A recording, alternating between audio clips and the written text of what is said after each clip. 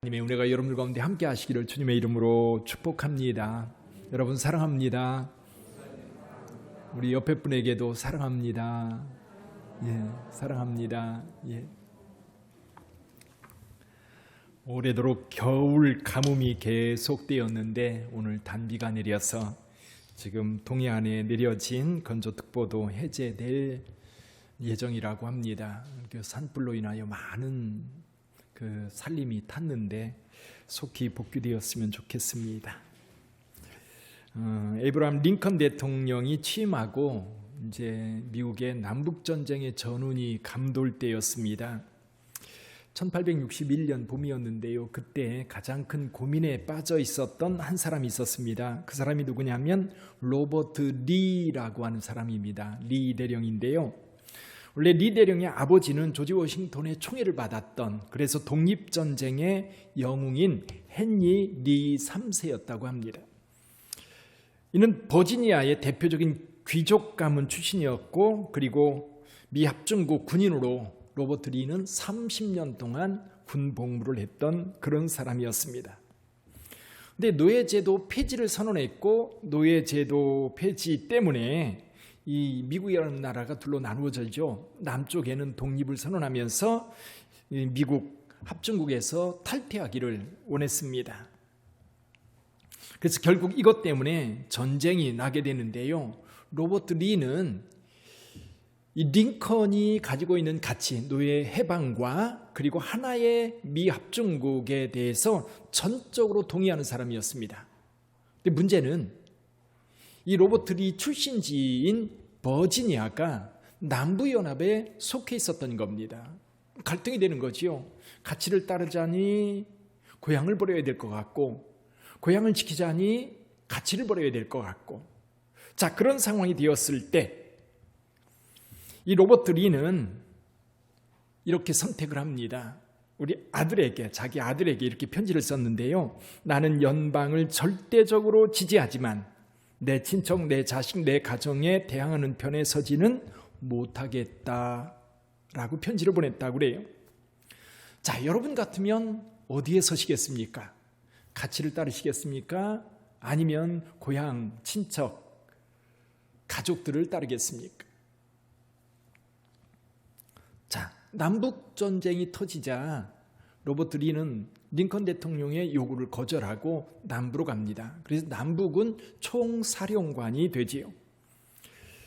물론 1865년에 전쟁이 끝나고 노예제가 폐지되고 그리고 하나의 합중국이 됩니다. 어쩌면 로버트 리가 추구하던 바로 그대로 된 거예요.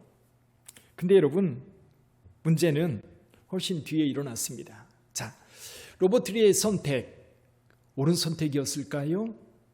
자, 여러분 같으면 어떤 것을 선택하시겠어요? 근데 오랜 세월이 지난 2017년에 일이 터지고 말았어요. 이 버지니아 샬럿츠빌이라고 하는 곳에 로버트 리의 동상이 있었습니다. 그런데 동상이 있었는데 거기에 일군의 사람들이 와서 그 동상을 허물려고 했어요. 이제 인권운동가들이죠. 인권운동가들이, 이제 시민단체들이 거기 와서 로버트 리는 노예제도를 옹호하는, 노예제도를 찬성하는 대표자다. 그래서 그의 이 동상을 허물려고 했던 겁니다. 근데 그때에 백인 우월주의자들이 몰려들어와가지고 이 충돌이 일어나면서 몇 명이 죽는 그런 사건이 벌어지고 말았어요. 자, 결과적으로는 로버트 리는 잘못된 선택을 했던 겁니다. 예를 들면 아브라함 같은 경우는 하나님께서 말씀하셨죠. 너희 본토 친척 아비집을 떠나라. 어쩌면 노예제도를 폐지하는 것, 하나의 합중국, 이것은 기독교적 가치에 우선하는 그런 생각이었을 거예요. 근데 로버트 리는 그것을 버리고 가족을 따라갔다가, 고향을 따라갔다가 결국 역사의 죄인이 되고 말았어요. 자, 당시 로버트 리 장군이 고민을 했던 어느 편에 설 것인가. 사실 어느 편에 선다고 하는 것은 굉장히 중요한 문제입니다.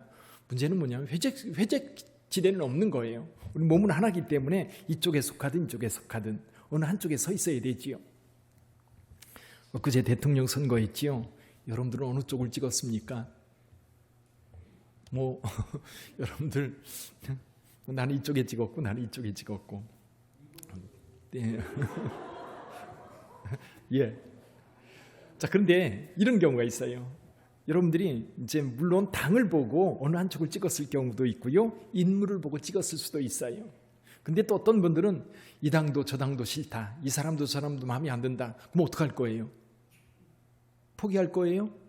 민주주의는 포기하는 데서 나타나지 않아요. 누군가를 찍어야 돼요. 근데 중간은 없어요. 아까 1번 찍었고 어떤 분이 2번 찍었을 텐데, 여러분 그 1번과 2번 사이 중간에 찍었어요. 그럼 뭐가 되는 거예요? 무효표가 되는 거예요. 어쨌거나 여러분들은 어느 쪽에 서셨을 거예요. 여러분 어느 쪽인가 우리가 선택을 해야 된다면 잘해야 돼요. 근데 엊그제 투표를 하고 어떤 분들은 내가 잘못 찍었어, 걱정하지 마세요, 다음에 또 찍을 기회가 있으니까요, 그때는 바꿔도 됩니다. 그런데요, 로버트 리처럼 바꿀 수 없는 그런 상황도 있죠. 자, 우리가 어느 편에 설 것인가, 여기 지금 4장 1절에서 이렇게 말씀합니다. 그러므로 나의 사랑하고 사모하는 형제들, 나의 기쁨이요 멸류가 아닌 사랑하는 자들아, 이와 같이 주 안에 서라. 서다라는 말이 있어요. 서라라는 명령형인데요, 이 말은 스테케테라고 하는 헬라어를 번역한 단어입니다. 이 스테케테라고 하는 단어가 현재 능동태 2인칭 복수 명령법이라고 그래요. 좀 이상하죠, 말이. 근데 여기 내용이 뭐냐면 현재, 지금이에요. 지금. 능동태라는 것은 뭐냐면 내가 선택하는 거예요. 수동태, 누군가가 나를 선택하게 하는 것이 아니라 내가 선택해야 되는 거예요. 그걸 선택하라는 거예요. 이 내가 서 있는 자리는 두 가지로 나누어 볼 수 있는 것 같아요. 공간적인 자리가 있어요. 공간. 저는 지금 여기에 서 있고 여러분들은 회중 자리에 계십니다. 내 몸이 하나이기 때문에 어느 한쪽엔가 서 있어야 돼요. 이쪽에 있든지 이쪽에 있든지. 공간적으로 어느 곳엔가 우리가 선택해야 되는 거예요. 근데 또 한 가지가 있어요. 공간적 선택이 아니라 그룹의 선택이 있지요. 선거 때 누구를 선택하느냐라고 하는 것은 어떤 진영을 선택하는 것이기도 하고 어떤 인물을 선택하는 것이기도 합니다. 중간지대는 없는 거예요. 어쨌거나 어느 곳엔가 속해야 된다면 신중해야 됩니다. 대충 선택할 수는 없어요.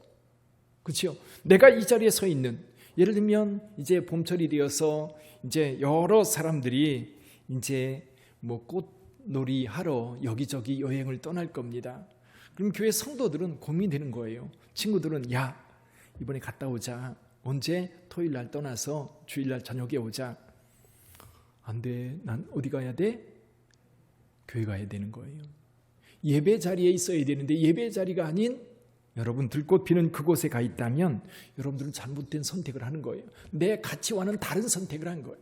근데 여러분, 우리가 분명한 가치를 가지고 있으면 그 가치를 따라 선택을 해야 되는 거지요. 근데 오늘 본문의 말씀에는 두 영역이 있는 것을 우리에게 말씀해 주고 있어요. 대통령 선거에도 진보와 보수가 있었고, 로버트 리도 이게 미합중국이라고 하는 가치와 노예제도 폐지라고 하는 가치가 있고, 고향이라고 하는, 가족들이라고 하는, 친지들이라고 하는 그런 가치, 두 가지가 충돌하고 있는데 어쨌거나 선택을 해야 되는데, 오늘 본문의 말씀에서도 어느 편에 설 것인가를 우리에게 말씀해 주고 있어요. 근데 여러분, 여기 전제하고 있는 게 있어요. 이 두 편은 교회와 교회 밖을 이야기하는 게 아닙니다. 사도 바울이 여기서 말씀하고 있을 때에 여기 보면 두 부류가 나오는데, 예를 들면 이런 겁니다. 한쪽에 있는 사람들은 그리스도의 십자가의 원수로 행하는 사람들이 있고, 또 한 부류의 사람은 하늘의 시민권을 가지고 사는 사람들이 있다. 근데 이 사람들은요, 모두가 교회 안에 있는 사람들, 교회 밖에 있는 사람들과 교회 안에 있는 사람들을 이야기하는 게 아니에요. 교회 안에 있는 사람들 가운데 이 두 부류가 있다는 거예요. 근데 이 두 부류는 무리가 지어져요. 무리가 지어져.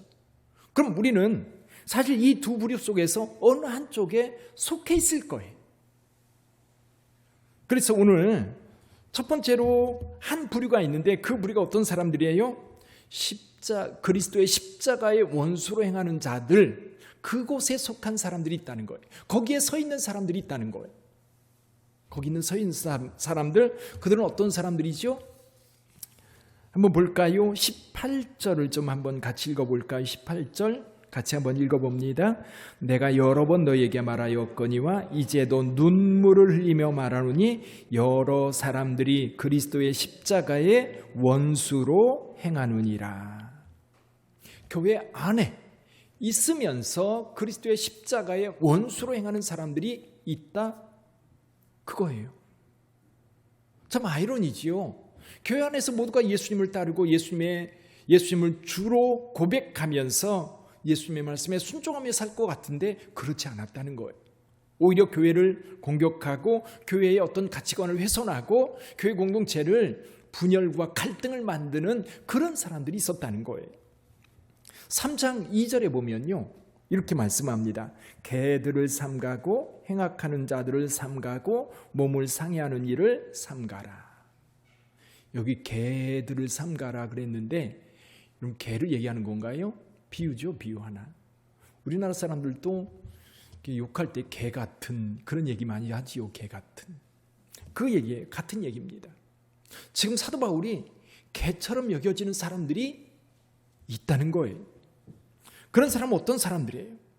그리스도의 십자가의 원수로 행하는 사람들이다. 19절에서 이런 사람들의 결말에 대해서 이야기를 하고 있어요. 19절 같이 볼까요? 19절 그들의 마침은 멸망이요 그들의 신은 배요 그의 영광은 그들의 부끄러움에 있고 땅의 일을 생각하는 자라. 그들의 끝은 멸망이라는 거예요. 지금 당장 그들이 쾌락적이고 즐겁고 당장은 무엇인가 얻은 것 같고 내게 힘이 있는 것 같고 그래서 다른 사람들한테 큰 소리 칠 수 있는 것 같은데 그 끝은 뭐다? 멸망이라는 거예요. 결국 멸망입니다. 그래서 여기 사도 바울이 말하고 있는 빌립보 교회 성도들 가운데 어떤 부류의 사람들이 있느냐 하면 이제 도덕 무용론자들이 있었던 거예요. 대개 이 사람들은 나중에 이제 영지주의로 발달하게 되는데 초기 영지주의적 성향을 가진 사람들인 거예요. 그러니까 육신은 죄로부터 자유하다. 언제? 내가 예수를 믿으면서 더 이상 이 죄에 대한 책임, 즉 죄에 대한 벌은 이미 사라졌다는 거예요. 죄는 다 용서됐다는 거예요. 그래서 예수를 믿고 난 이후에 내가 어떤 행동을 해도 이 육체는 벌받을 필요도 없고 그래서 내 육체의 정욕이나 욕망이나 또는 기쁨이나 쾌락을 따라 살면 그것이 그들에게 가치가 되는 거예요.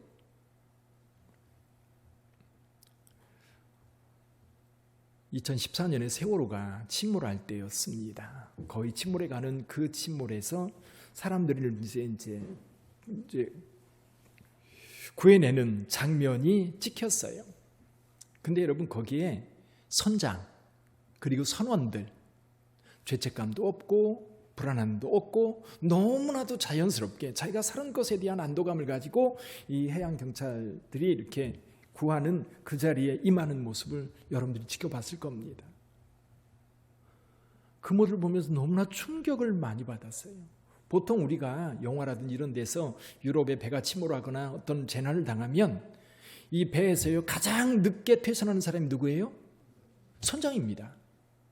예를 들면 타이타닉호가 침몰할 때 그 영화에서도 그 배를 설계했던 사람, 그 배의 선장, 그 배와 함께 다 죽었어요. 근데 세월호 사건은 어땠어요? 오히려 선장과 직원들은 살았어요. 근데 그들이요 죄책감이나 자기가 잘못했다 그런 느낌이 전혀 없어요. 이유가 뭔 줄 아세요? 구원파였거든요. 구원파가 똑같은 이야기예요. 내가 예수 믿어 하나님의 자녀가 되었기 때문에 그때 내 모든 죄는 다 사함받았다는 거예요. 그 뒤에 어떤 행동을 해도 그건 죄책감, 죄에 대한 책임을 하나님께서 묻지 않는다고 생각하는 거예요. 지금 그런 경향을 보이는 사람들이 어디에 있었다? 빌립보 교회에 있었던 겁니다. 그러다 보니까 이들은 거룩하게 산다고 하는 것에 대한 개념이 없어요. 내 즐거우면 되는 거예요. 나 좋으면 되는 거예요. 그것이 다른 사람의 해가 되든 다른 사람에게 그 얼굴을 찌푸리는 그런 일이 되건 상관없어요. 내 쾌락과 내 즐거움을 찾아 살면 된다고 생각하는 그런 사람들이 있었던 겁니다. 바울은 말합니다. 그들의 결론은 멸망이다. 그들은 식탐과 육체적 욕망을 따라 살아가는 사람들이었던 거예요. 여러분, 이와 비슷한 이야기 갈라디아서 5장에 보면 육체의 일을 따라 행하는 사람들이라고 말씀하고 있어요. 육체의 일은 어때요? 갈라디아서 5장 19절 이하에 보면 육체의 일은 분명하니 곧 음행과 더러운 것과 호색과 우상 숭배와 주술과 원수 맺는 것과 분쟁과 시기와 분냄, 당짓는 것과 분열함과 이단과 투기와 술 취함과 방탕함과 또 그와 같은 것들이라. 전에 너희에게 경계한 것 같이 경계하노니 이런 일을 하는 자들은 하나님의 나라를 유업으로 받지 못할 것이요. 그러니까 이렇게 행하는 사람들도 하나님의 나라를 유업으로 받을 걸 생각하고 교회 안에 들어와 있는 사람들인 거예요. 근데 사도 바울은 분명히 선언합니다. 이렇게 사는 자들은 하나님의 나라를 유업으로 받지 못한다. 그리스도의 십자가의 원수로 행하는 사람들입니다. 이렇게 행하는 자들이 어디에 있다? 교회 안에 있다는 거예요. 빌립보 교회 안에 있다는 거예요. 근데 또 한 자리가 있어요. 이렇게 행하는 사람들이 있는 반면에 또 한 부류의 사람들이 있는데 그 사람은 어떤 사람들이에요? 하늘의 시민권을 두고 사는 사람이라고 말씀하고 있습니다. 우리 20절을 한번 볼까요? 20절. 빌립보서 3장 20절입니다. 그러나 우리의 시민권은 하늘에 있는지라 거기로부터 구원하는 자 곧 주 예수 그리스도를 기다리노니. 아멘. 교회 안에 또 한 부류가 있는데 그 부류는 어떤 부류냐? 하늘의 시민권을 두고 예수께서 재림하시기를 기다리는 사람들이라는 거예요. 그 재림을 기다리면서 거기에 속해 있는 사람들이라고 말씀하고 있습니다. 예수 그리스도에 대해서 이렇게 설명합니다. 그는 만물을 자기에게 복종하게 하실 수 있는 자의 역사로 우리의 낮은 몸을 자기 영광의 몸의 형체와 같이 변하게 하시리라. 예수 재림의 소망을 두고 살아가는 사람들입니다. 현재 쾌락에 빠져 사는 사람들이 아니라 예수 재림을 소망하고 그날을 기다리며 살아가는 사람들이 있다는 겁니다. 그래서 갈라디아서 아까 5장에서 말씀하셨던 육체의 일이라고 되어 있는데 이번엔 성령의 열매를 맺는 사람들이에요. 이 사람들은 하나님께 속해 있고 예수께 속해 있고 예수의 재림을 소망하는 자들인데 그들의 삶에는 어떤 결과물이 만들어져요? 갈라디아서 5장 22, 23절 보면 이렇게 말씀합니다. 오직 성령의 열매는 사랑과 희락과 화평과 오래 참음과 자비와 양성과 충성과 온유와 절제니 이 같은 것을 금지할 법이 없느니라. 할렐루야. 여러분의 삶도 그런 열매가 있기를 주님의 이름으로 축원합니다. 근데 여러분 갈라디아서 5장 24절에서 이렇게 말씀해요. 그리스도 예수의 사람들은 육체와 함께 그 정욕과 탐심을 십자가에 못 박았느니라. 내가 예수를 믿을 때에 예수께서 십자가에 못 박은 것을 내가 믿음으로 받아들일 때 역시 나에게 있는 육체와 욕망들을 같이 십자가에 못 박았기 때문에 더 이상 이것이 우리를 지배하지 않게 됐다는 거예요. 사랑하는 성도 여러분, 교회 안에 이 두 부류가 있다는 겁니다. 그리스도의 십자가의 원수로 행하는 자들이 있고 하늘의 시민권을 두고 있는 사람이 있는데 여러분들은 어느 곳에 서 있습니까? 적당히 영부영, 회색지대 머뭇머뭇거릴 수 없다는 겁니다. 어느 곳엔가 분명히 속해 있다면 여러분들 선택해야 되는 거예요. 여호수아가요, 가나안 땅에 들어와서 이제 이스라엘 백성들 다 정착하게 한 이후에 하나님의 부름을 받을 때가 되었어요. 그래서 여호수아가 모든 지파 지도자들을 다 어디로 모아요? 세겜에 모읍니다. 다 모아놓고 이야기합니다. 하나님께서 우리를 어떻게 인도하셨는지 언제부터? 아브라함 때부터 이야기를 쭉 합니다. 하나님께서 아브라함을 부르시고 그들에게 복을 주시면서 말씀하셨지요. 어떤 말씀? 내 후손들에게 이 땅을 주겠다. 아브라함과 이삭과 야곱 그리고 야곱의 12 아들들이 애굽에 내려가서 머물 때 그들이 노예가 되었지요.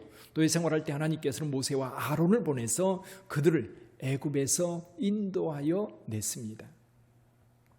광야를 지나 모압 평지에 이르렀고 그리고 요단 동편에 아모리 왕 시온과 바산 왕 옥을 물리치고 그 땅을 차지하였습니다.